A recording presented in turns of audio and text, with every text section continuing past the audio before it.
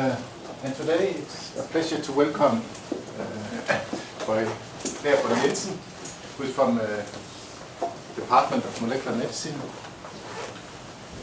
and you are heading the section of renal and cardiovascular research. It's a very big part of the Department of Molecular Medicine, and there's a lot of excellent research going on in renal and cardiovascular research.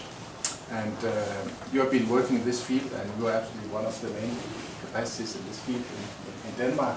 There's a long tradition in Denmark in physiology, in cardiovascular physiology and renal physiology, and you are one of the experts certainly. And today you have promised to give a talk that will teach us about hypertension and the role of the kidneys in hypertension.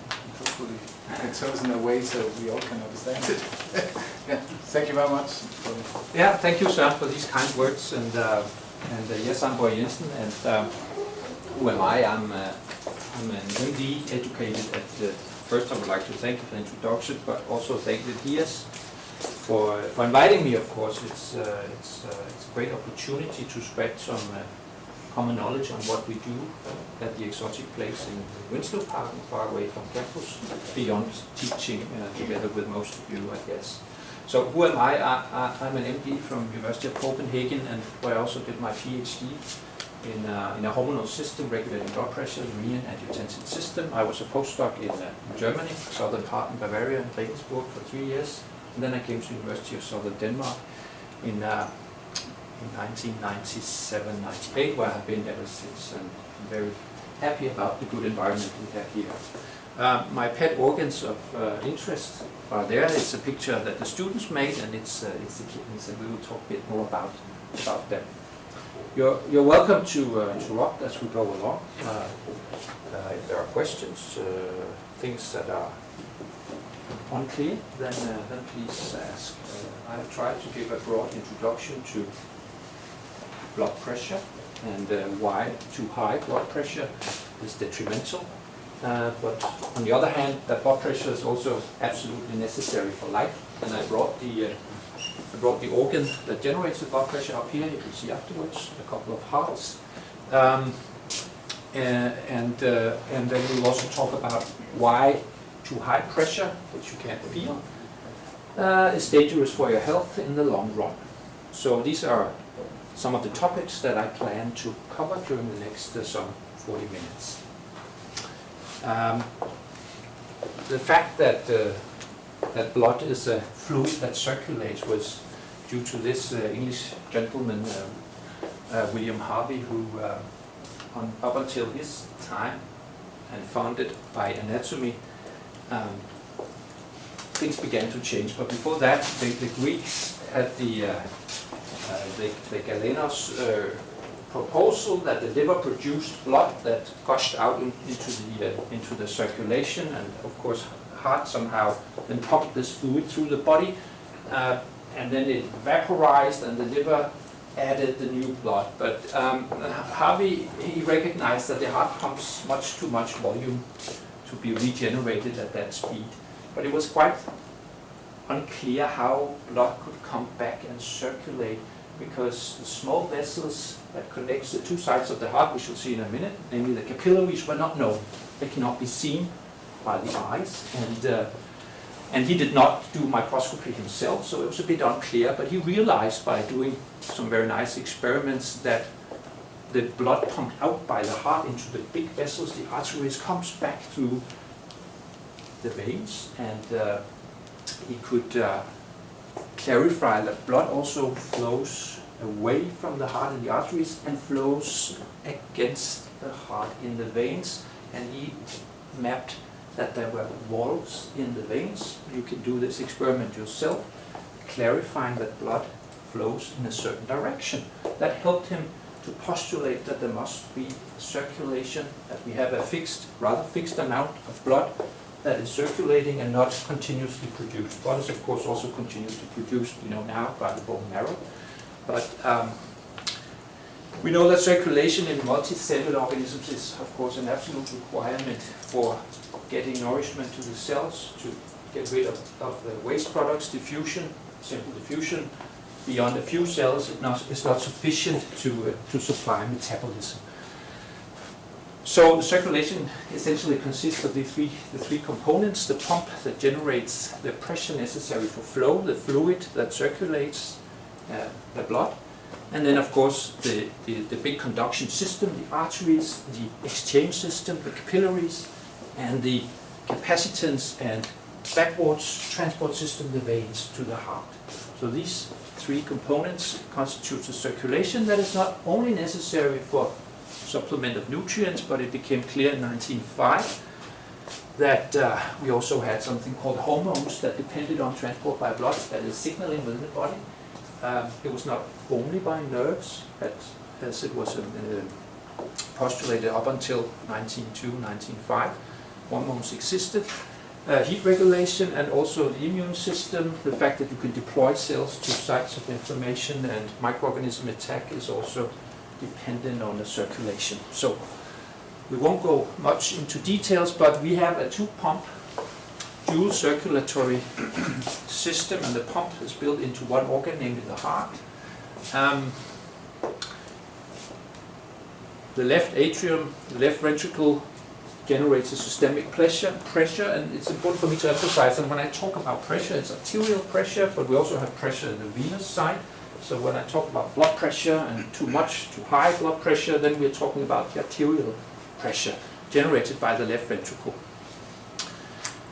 These two pumps are connected in series, so it's absolutely essential that they pump exactly the same amount. If they don't do that, and that's a well-known clinical situation, if you have an infarct in the left ventricle, so it cannot pump as efficiently, you'll get congestion of blood behind the left ventricle in the lungs, and you'll get acute lung edema, and fluid comes out of your mouth, and you can't breathe, and you die unless something is done, if the infarct is big enough.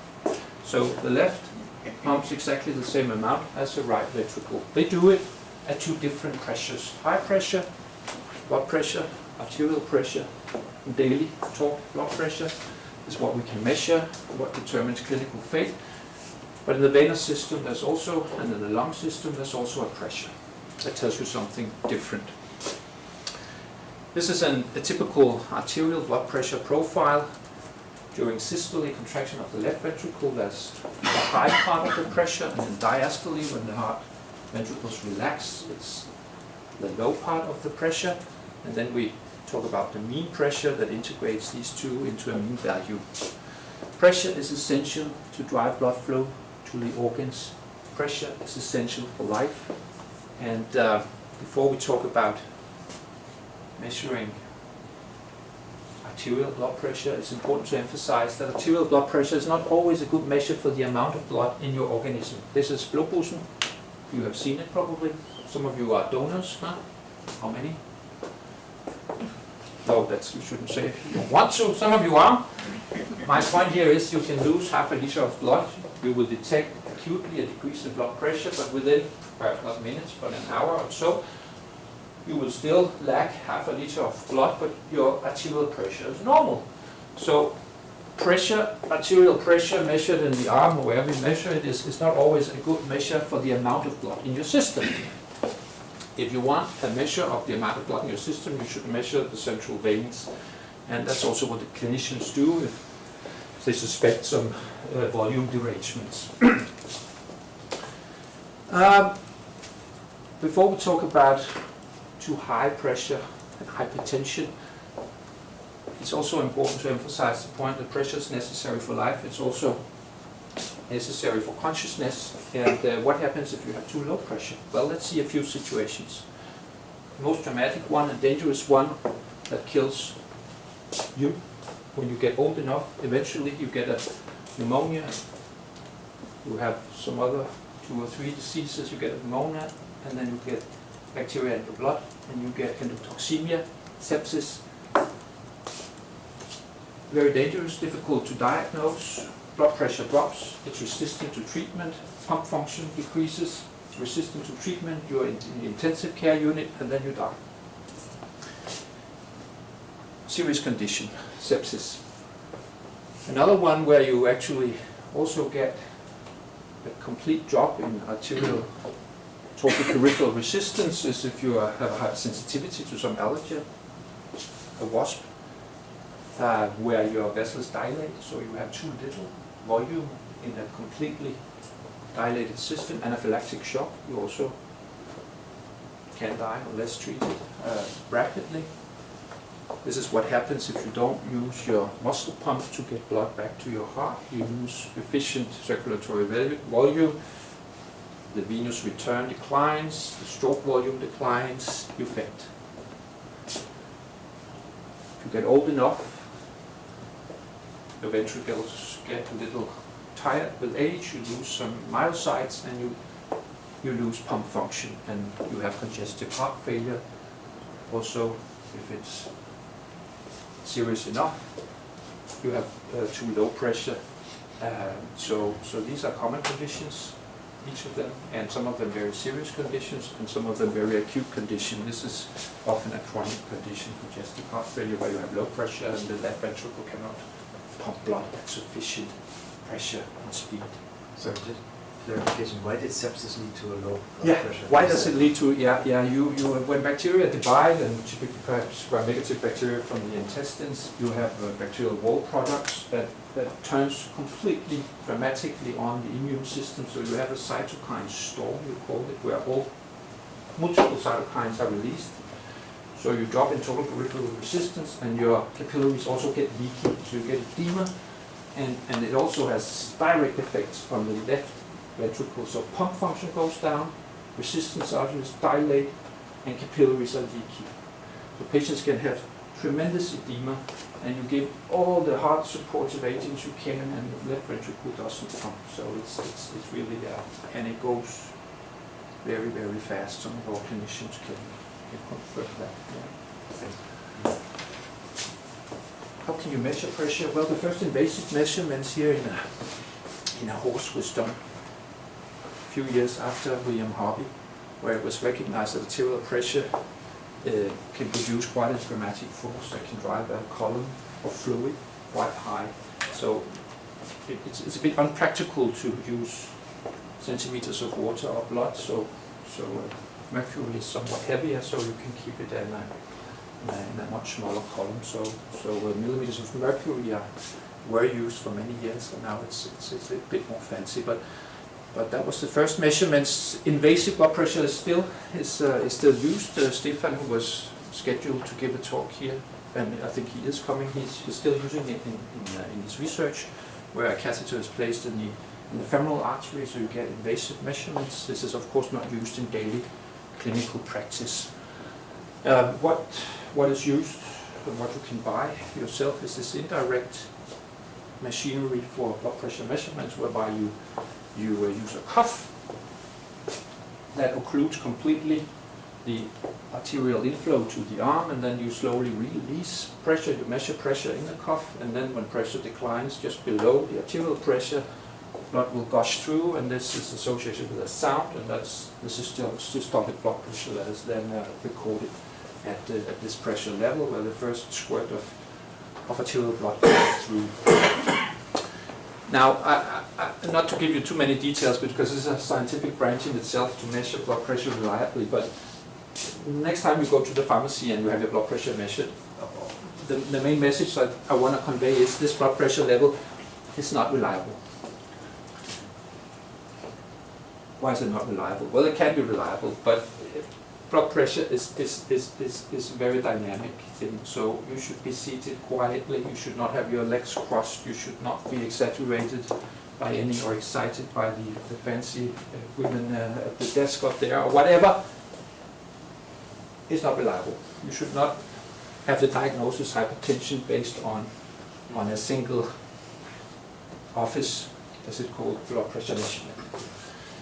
Home blood pressure should be used at least, and now what is used more and more and is considered the most reliable and objective measure is the 24-hour blood pressure automatically. However, it's also associated with some flaws, because you wake up in the night when the cuff inflates and so forth, so it's also, but it's the best and most objective one. So Most guidelines in developed countries operate with at least home blood pressure and preferred ambulatory 24-hour measurements in order to get a safe diagnosis of hypertension. So don't go home and fear that you have serious hypertension based on one single measurement. Should be repeated measurements over time and preferably in very calm surroundings. Now, what is hypertension? Because obviously what I just said is hypotension is dangerous, and we need pressure, and we need high pressure to get perfusions through the tissues. So when does this high pressure become dangerous? Well, this limit is arbitrarily set and continuously discussed, and it's based on association with mortality and morbidity. And it changes over time. As I said, 20, 30 years ago, it was said that, well, systolic blood pressure should be your age plus 100. That would be normal. It's not considered normal anymore. So it's arbitrarily set based on the association with disease. And let's go a bit more into that. Now, this is the current limit. Your diabetes should be lower.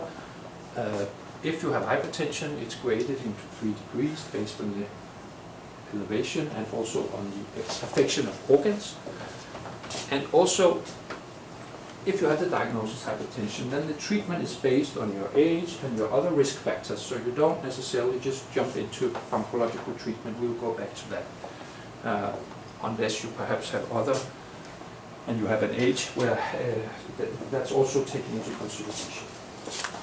Yeah. Why is it dangerous? This guy, you know, who's that? You know, Anthony, you can't say.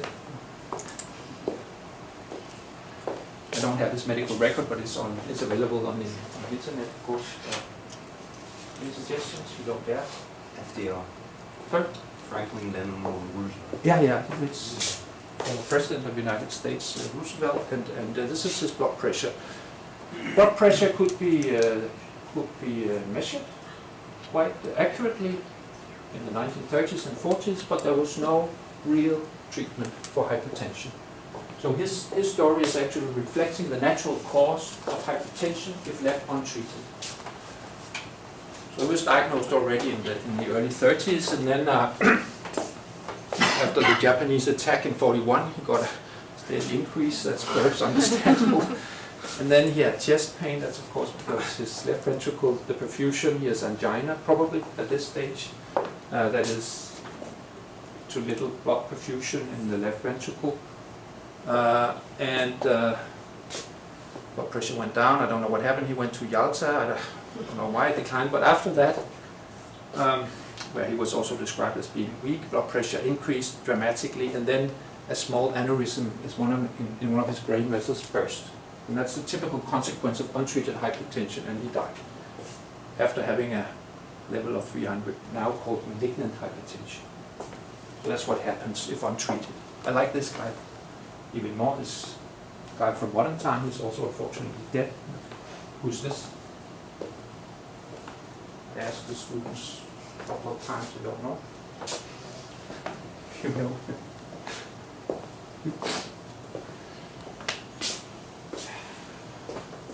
I mean, who goes to DS lectures, you don't know what it is.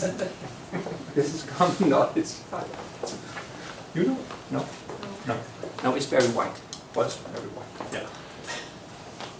Why am I talking about him? Well, he was diagnosed with very high blood pressure in 95. What happened? Well, this is typical for hypertension. He cancelled a tour, and that was 5 years later. He still had high blood pressure. So either he wasn't treated or he didn't obtain the treatment goals. Very, very typical, unfortunately, because then his next contact 3 years later, he again had high blood pressure. He also had diabetes all along. What happened? Now, his kidneys were completely burned out. No kidney function, kidney failure. Still high blood pressure. Then he was in dialysis. He was awaiting a kidney transplant. And then he had a stroke, like Franklin Roosevelt, and then he died. This could potentially have been prevented if he had been treated in the best way, if blood pressure goals had been reached. diabetes is a major risk factor, and blood pressure, hypertension should be treated aggressively if diabetes is there. Hypertension is also a take-home message. Does not give you any symptoms before it's too late. And this is Jensen. They have formulated this very nice sentence that, you find out by coincidence, and that might be a stroke. And this is a beautiful woman. Just an example of that story, right? Vascular and heart disease is increasing as a cause of mortality, and it's as important as cancer. No symptoms, but, and that's the danger about it, it gives a constant load on especially the left ventricle that must generate a pressure above the elevated pressure to sustain circulation. You have an increased incidence of stroke, myocardial infarction, ischemic heart disease, heart failure with time, kidney failure, as we saw with very wide, atherosclerosis is accelerated, and you also have an increased incidence of aneurysms, dilatations of the big arteries, and also of the smaller arteries in the brain. All this is accentuated if you're male, if you're old, if you smoke, if you have increased blood lipids and diabetes. So these are the risk factors that should be taken into account when you're diagnosed with even mild hypertension. And for instance, you have diabetes on top, you need aggressive treatment for your blood pressure. Yeah, why is it dangerous? That's what I'm trying to tell you about. These curves are used, are quite famous. This shows you the risk for dying of stroke. This is stroke mortality in each decade of life. And this is blood pressure. So there's almost a completely linear relationship between blood pressure level and mortality of stroke, even when you're a young person. This is most pronounced. And of course, stroke mortality is higher when you're 80 compared to when you're only 50. But there's a linear relationship, which means that these kind of curves are those that help clinicians make guidelines as to how low should your blood pressure be treated down to. And apparently there's beneficial effects of reducing blood pressure down to 120 millimeters of mercury. And it's the same with mortality of ischemic heart disease. There's also this linear relationship. How common is hypertension? Here are some Danish figures. They're not completely new, but they are done by our colleagues, Jesper Hals and empirical Jacobsen. And as you see, hypertension is very, very prevalent with age, and almost 70% of above 80-year-olds have hypertension. Should they be treated aggressively? No. They are firstly diagnosed there, but they should be treated. That's very clear from clinical studies that there are benefits associated with being treated, even if you have isolated systolic hypertension that we all get because our big arteries get stiffer with age. There are benefits associated with treatment of hypertension in all ages. This kind of scheme helps clinicians to say who should we screen for, because it's been shown clearly that just screening the whole population doesn't really give a lot. But if you have diabetes and if you're above 50, it's a good idea to have your blood pressure measured from time to time. How prevalent it has hypertension? Well, between almost 40% of the population are hypertensive in the southern part of the US. It's also the same states that are obese, and this is also linked to hypertension and obesity. China is also the same. In some provinces, between 30 and 40% of the population are clinically hypertensive. Smoking is increasing epidemically in China, and cardiac deaths are increasing like this in China. It's a major problem. Hypertension is a modifiable risk factor. It's not genetics. You can do something about it. And for every millimeter you decrease population blood pressure, you decrease mortality of stroke and ischemic heart disease. So whatever you do, lifestyle modifications, if you can get populations to lower salt intake, to stop smoking, to lose weight, then you decrease cardiovascular deaths. And that's what we have been seeing since the 60s up until the mid-1990s, a sharp decrease in stroke incidence and mortality, and also ischemic heart mortality, probably because of much better pharmacological treatment of hypertension. But this has stopped now. Hypertension is what we call the disease of 50% because at least half of those hypertensives in the population don't know they have hypertension. And as we saw with Barry White, those that know they have hypertension are not being treated, and those that are being treated are not being treated sufficiently. And this is not improving very rapidly. So there's a lot of things to do. And the major challenge is really at the public health level. It's not, although we like to do a lot of research in hypertension, it's out there in the population. Get people screened and get them treated in the best way and follow up on treatment. In this country we have somewhere between 12 and 14,000 strokes per year, and it's estimated that at least half could be prevented if we had better blood pressure control. Well, these grand old men in Danish hypertension research suggested that whenever you go to your general practitioner, you shouldn't go out of the door without having the blood pressure measured. It's one idea. That's how to combat this. We already have quite a large group, some 60,000 young citizens out there being screened quite intensively for their blood pressure every year. Who might that be?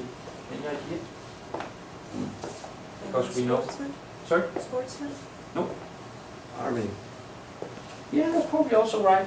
Yeah, could be. Was not what I had in mind, but. Pregnant.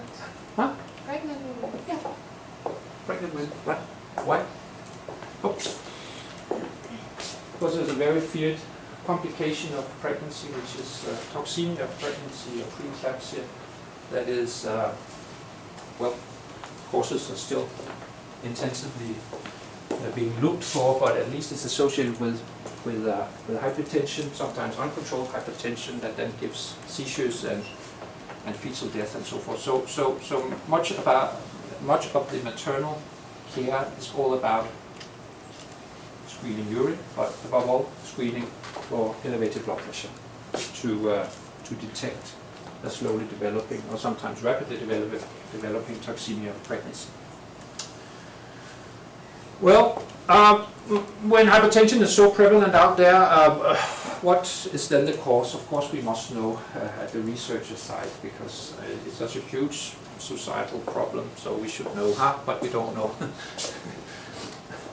It's fancy title, it's essential hypertension, which just masks the fact that we don't know the real causes behind hypertension. Only a few cases, some 5 to 10% has a primary, or you could say the hypertensions are secondary to some kind of primary disease, and that should always be suspected if you have hypertension when you're a child or in your adolescence, or if you have the diagnosis and you are treated, but the pressure does not respond to 2, 3, 4 drugs, then another cause should be suspected. If pressure is extremely high, or if you have been treated for years and it then suddenly increases, then you should look for some secondary causes. What causes hypertension, or in another way, what do we know about what causes hypertension? Well, not only licorice, but licorice can be it's a particular compound in licorice called glyceric acid that does something to your kidney's way of handling salt, so that you accumulate salt and get hypertension if you eat. Well, 1 bag is enough per day. So now other medications can give you hypertension, and genetics. Obesity is the most rapidly increasing factor that is associated with hypertension. Smoking too much salt, too little potassium. When I write salt, it's sodium chloride, and alcohol. So you didn't necessarily, or most often you did not, as individual, do anything wrong to get hypertension.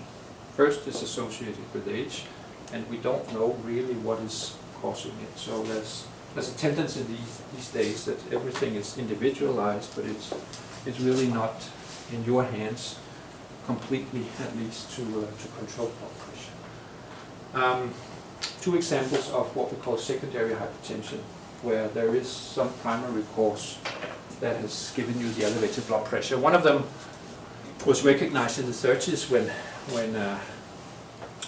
Goldblatt in UK stumbled across this observation that this is an artery from a kidney that was sclerosed, almost completely obliterated, and that was associated with blood pressure. So we asked the question, has the blood pressure led to this? It certainly can do, or has this perhaps led to the blood pressure? So he tested this experimentally and uncovered an important mechanisms whereby the kidneys control blood pressure. What he did was not to close, but to make a stenosis of one kidney artery, and what he found out was that that gave hypertension. When he opened it again, or he simply removed this kidney, blood pressure came down. So it appears as though the kidneys were and are pressure sensors that somehow respond to a decrease here, a decrease in perfusion. This kidney sees a decrease in perfusion pressure. This raises systemic blood pressure. So the kidneys somehow control blood pressure. That was the classical experiments. And what we now know is that, that was already known before, that the kidneys contain a pressure substance, a substance that can increase blood pressure, and that's renin. That is an enzyme that generates two active molecules, angiotensin II and aldosterone, that can increase blood pressure. So when kidneys see a low pressure, they release this hormone that increases blood pressure until perfusion in the kidney is sufficient again, you could say. So a few percent of patients with hypertension have a stenosis or a narrowing of a renal artery, sometimes because of hypertrophy of the media, sometimes because of atherosclerosis, and that might have given them the hypertension. So a rare form of secondary hypertension, it's called renal vascular hypertension. A case story that I got from Ib Jacobsen, who ran the hypertension clinic at the University Hospital for decades. Story starts with a 15-year-old, a boy,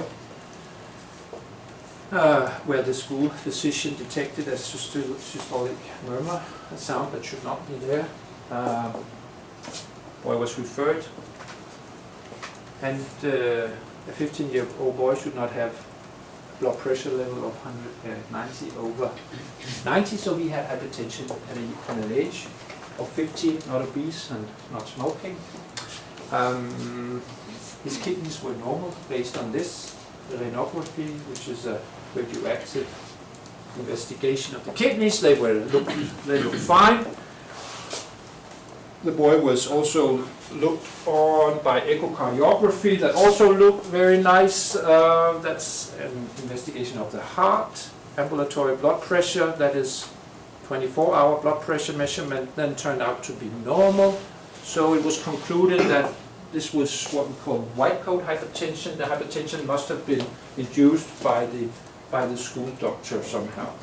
So he was released. Then he came back here again, this time with some antihypertensive drugs, and this time with an electrocardiogram that showed his left ventricle had grown hypertrophied as a response to elevated pressure. So obviously he must have had this high pressure also for these 4 years. So he was not diagnosed completely. He was released again. His blood pressure was normal on this treatment at 22 years of age at a control. Then he came back at 24 at a control.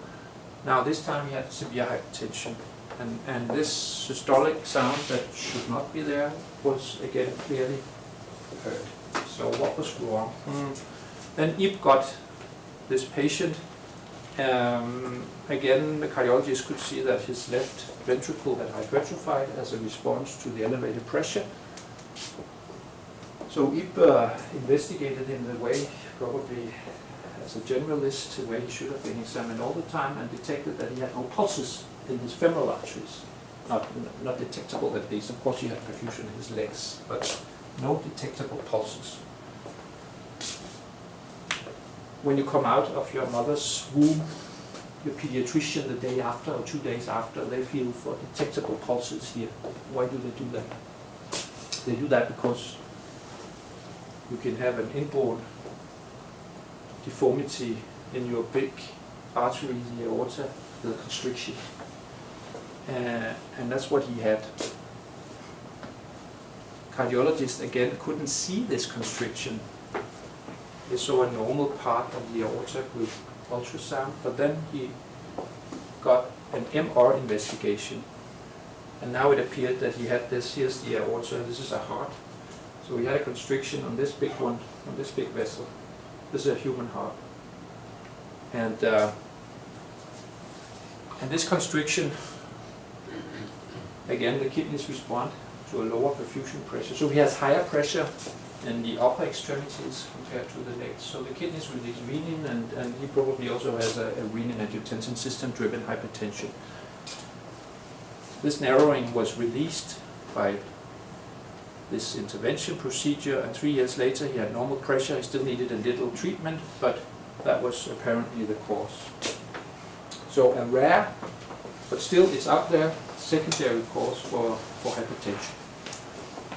Another not so uncommon secondary cause for hypertension is often diagnosed when the hypertension does not respond to treatment, and it's then found that it's associated with too low plasma potassium and metabolic alkalosis and suppressed renin, and then aldosterone is the other hormone from the kidneys or from the adrenals, but release is initiated by the kidneys, and renin is then measured in an increased concentration, and often the case is the cause is a small, in this case a large one. This is the adrenal gland, an adenoma producing too much aldosterone. Then the adrenal can be removed, and often that will cure the hypertension, or at least bring pressure down. If it's been elevated for a long time, it's often not so easily decreased just by the procedure, and a little extra antihypertensives are still needed. So, two rare causes. Two examples of what we do in our research at my department. What we do is basic. I won't go into details. This is immunostaining of renin, this hormone. So we have for many years been interested in what these green cells produce, the hormone renin, what controls renin release from the kidneys by different methods. We can measure renin and renin release, and this is the kind of basic research that we have been performing. Sometimes some of our researchers use species with specific and special high blood pressures. In this case, the giraffe. The giraffe produces a tremendous pressure at heart level to get blood into the brain, and Peter B, together with colleagues from Aarhus University, had 2 or 3 expeditions where they studied how come that the giraffe doesn't get thick legs, and why doesn't it faint. So they studied circulation in the giraffe, and gained new knowledge about blood pressure regulation in giraffe. Giraffe has a pressure of 350 millimeters mercury. So the left ventricle generates a pressure of 350 millimeters mercury that is necessary to get perfusion all the way up to the brain, working against gravity.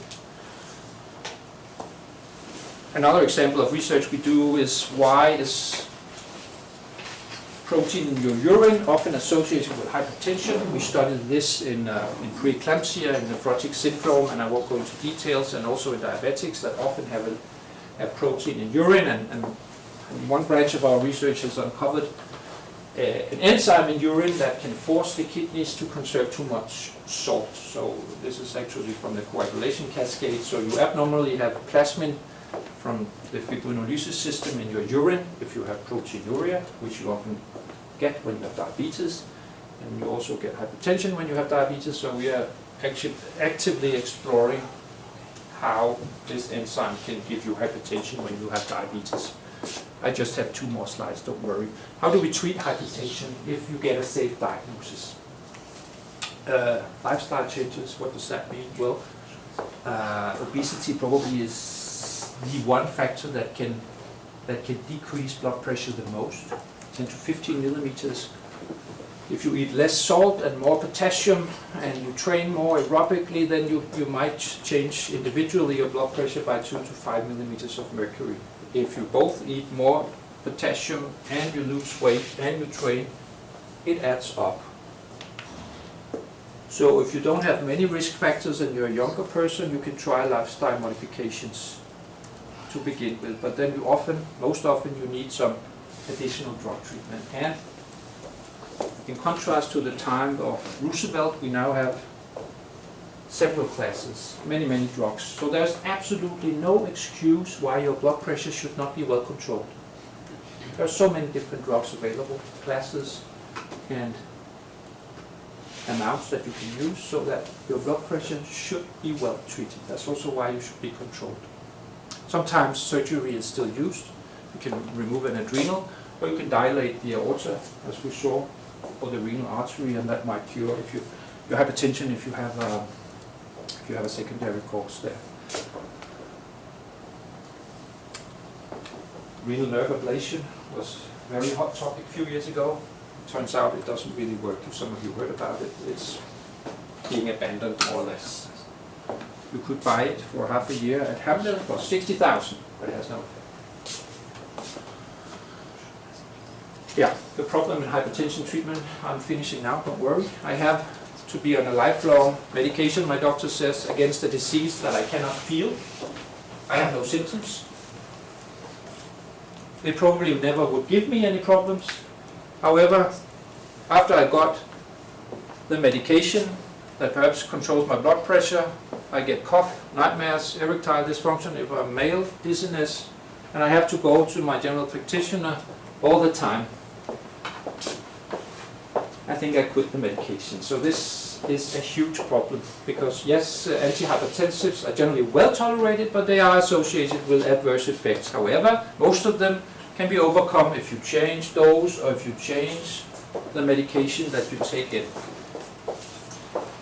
So you should not quit taking the medication because it does protect you. It protects lives and it protects you against serious disease like stroke. So thanks for your attention. And this is from Jensen. Get your pressure measured. Eat less salt, do some exercise, quit smoking, quit drinking, get your blood lipids measured, and have some more DASH diet, that is more vegetables and fruit and so forth. Then you're all safe. And I'll stop. Thank you.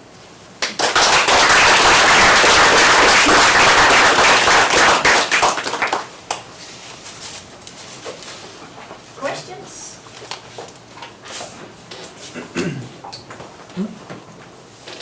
What about pregnant women that develop high blood pressure? How is high blood pressure treated in pregnant women? Can they take these medications? Yeah, it's a specialist treatment and which I'm not involved in, but yes, there are a whole number, 3 to 4 classes of drugs that are safe and that are used immediately and that can usually prolong pregnancy.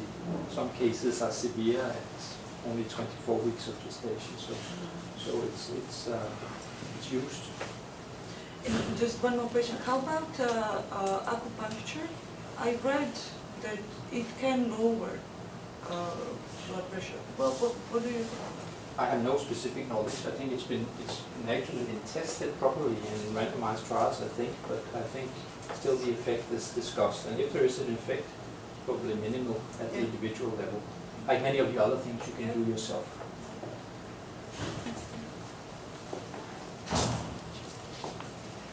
What is the mechanism behind the effect of alcohol? A good question. I'm not sure what the mechanism is. Is it a vasoconstrictive effect of alcohol, or is it another more complicated? Well, I'm not saying too much because if I say that it's definitely total peripheral resistance, because that's the case in I mean more than 95% of hypertension. There is an increased total peripheral resistance. So it probably is also When you have alcohol in your blood, or is it a lasting effect, even after? if you have, I mean, if you we all know that if you have alcohol acutely, you dilate in the skin and so Yeah. forth, so that's associated with dilatation. But in the long run, yeah, I don't know mechanistically, but I would be quite sure it's associated with increased peripheral resistance and not increased volume. So it's not like an acute effect that occurs whenever you drink, but it's more like Yeah. a lasting effect Yes. that of course can Yeah, it's chronic intake level that Yeah, is yeah, associated with yeah. hypertension. okay. It's actually, you know, the 2 glasses of red wine are beneficial for a number of different factors, but also associated with lowering of blood pressure. Like a little coffee, yeah, few millimeters. Yeah, compared to no alcohol or very much alcohol, there is the huge. If you are diagnosed with too high blood pressure and you don't drink, you don't smoke, you exercise, you do all the good things, how deep will your own doctor dive in to find the cause? Because I think it sounds like it's sometimes quite difficult to find the real cause for the high blood pressure. Yeah. If you have none of these obvious risk factors, and then most and also standard diagnosis regimens do not include large analysis of hormones and so forth. So I mean, if you're not, let's say, below 20 or middle-aged, and you have hypertension, then it's often determined empirically. If you then respond to thiazide or an ACE inhibitor, and you get well-controlled blood pressure, no more diagnoses. Of course, you get a screen for kidney function and liver function, and whether you have diabetes, that's part of it. Yeah. Sure. Yeah. But you don't get your renin or your aldosterone measured unless you are very young, or you have very high pressure, or you do not respond to treatment. So the term individualized treatment is really not there, but many data suggest that we know that diabetics perhaps should have one type of antihypertensive compared to others. So this is I think much more will happen in that area in the future. Yeah. So a question about this personalized medicine. So is there already any biomarkers that we know that we can check after for response to treatment, or that where we could adjust depending on your own response the treatment? Well, the best and most used biomarker is the pressure itself, yeah. And there are a few other biomarkers like albumin in urine. It's a very strong biomarker. It's a risk factor, I would say. If you get your hypertension treated, it often regresses. But there are no individual biomarkers as such. It's much empirical. What do you respond to? Does it work? Does pressure go down? Yes. Okay, then you stick to the calcium blocker and the ACE inhibitor. So it's completely empirical in most cases. Completely empirical. And normally, if you respond, it should last, or you see that after some time you get kind of an habituation to the drug, and then you need to change, or? Yeah, it's a good question. I mean, often when people are well controlled and have received the treatment for 6 years, they think, why don't I just stop?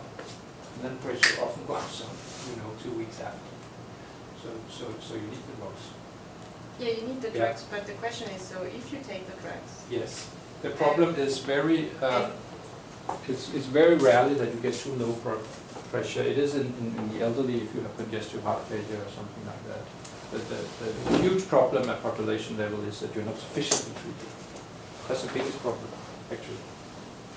Yeah. And is there any reason or any substantial side effect why not to treat? Well, compliance is one major problem.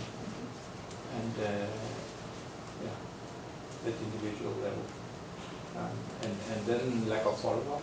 You should have, if you have hypertension and you're on medication and it's controlled, you should have it measured, controlled at regular intervals by a home blood pressure measurement if you're able to do that safely yourself, or by contact with a doctor. So you should always follow up and keep on following up. Because it can develop. Yeah.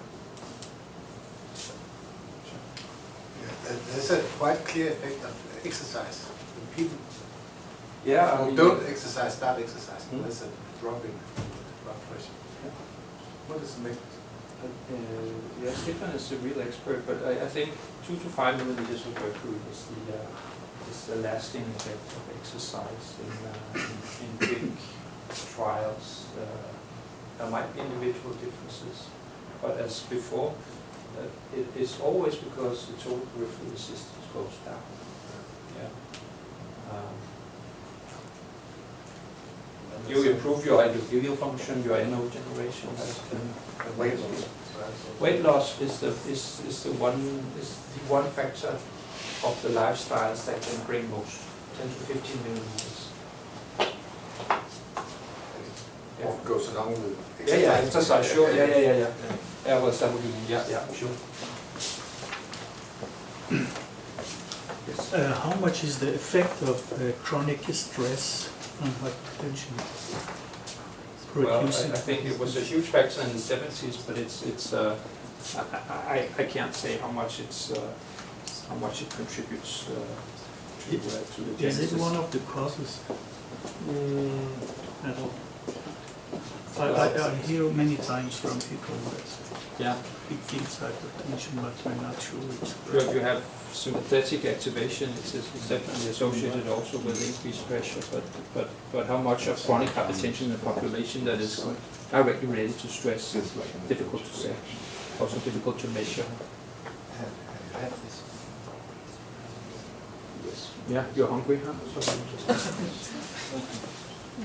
Can I ask just Yes, maybe a clarification of when you showed the example with the secondary cause of hypertension through the kidney, the blood supply to the kidney, and of course if you have a reduced blood flow to the kidney, of course, as you said, renin will be released from that kidney, and that will further increase your blood pressure. But just the fact that you constrict or you narrow or you remove the blood supply would also directly affect, I guess, the blood pressure. I mean, if you remove a kidney or close the blood vessel mechanically, that would immediately increase the blood pressure without any renin involved, wouldn't it? Good point. That's done nearly on a weekly basis at the hospital.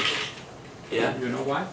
Yeah, when you surgically remove Yes. a sick kidney. of course, Family but- donors. No, you don't remove kidneys so much anymore. But Okay. family donors. Yeah, How many do we donors. have, Gitte? You know that every year in Woods, 40, 30 family donors, kidney donors.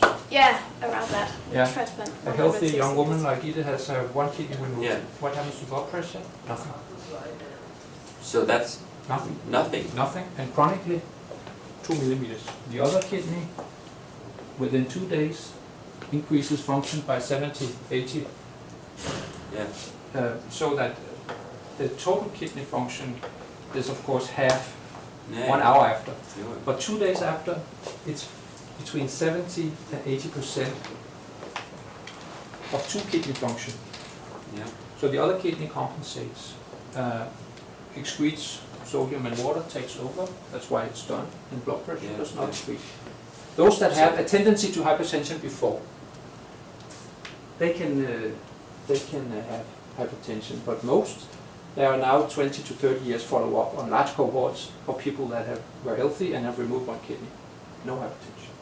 So is that due to a compensation Yes. from our central nervous system, or is it because just from a mechanical point of view? I'll tell you in a couple of years because that's an ongoing project. Okay. Nobody really knows how does kidney number 2 know how to increase. What's the signal? It's not nerves. It's not RAS. No. Probably a Huh. hormonal factor. That's what we're looking into actually. Okay. More questions? Just Thank a you very short one. Yes, sure. Okay. How can we measure the vasculature rigidity? Oh yeah, there has been developed an uninvasive, simple measure for. Maria knows a lot about that. To measure vascular stiffness by ultra waves, sound, and the repercussion. You can get an impression, an indirect measure of vascular stiffness. So it's being used, mostly in research, not in daily clinic, but it's being used.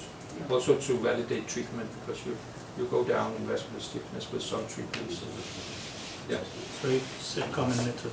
Yeah. Yeah. Thank you.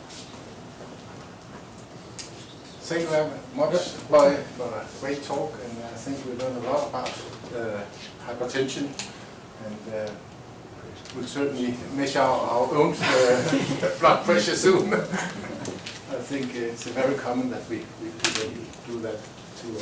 So thank you very much. Upstairs there will be a bit snack.